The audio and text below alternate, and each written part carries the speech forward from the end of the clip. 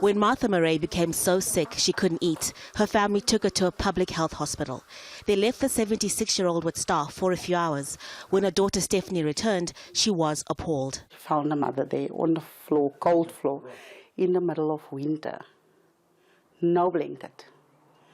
With her hands tied behind her back to a steel bench, the legs of a steel bench. How do you even start doing that? Another method that you guys can use.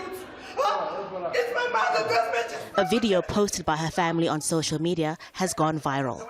2 doctors, a nurse and a security guard have been put on special leave while investigators find out what exactly happened at the hospital in Pretoria.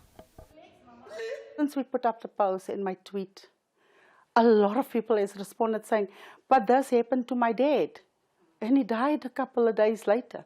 And this happened to my mom, and we wanted to take pictures, and the nurses screamed that if we take out our phones, they will take it. So people are intimidated when they want to do the right thing to expose them. Experts say health facilities often don't get enough funding. They blame government budget cuts for many public hospitals being poorly equipped and say some health workers aren't properly trained to handle difficult situations.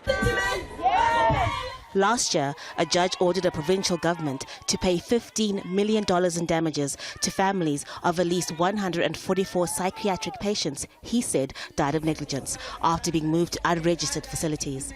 The government's been successfully sued for negligence in other cases. Government officials say they're trying to fix problems in the healthcare system. Part of our response in terms of long-term intervention, is to make sure that we increase the number of staff, particularly doctors and nurses in that area, and also to look at the staff morale, to try and pep it up a bit, because I think it's a general pervasive problem in our system where our staff work with low staff morale. Relatives of Martha Murray say she's been traumatized by her experience and want justice for what happened. Haru, Mutasa, Jazeera, Pretoria.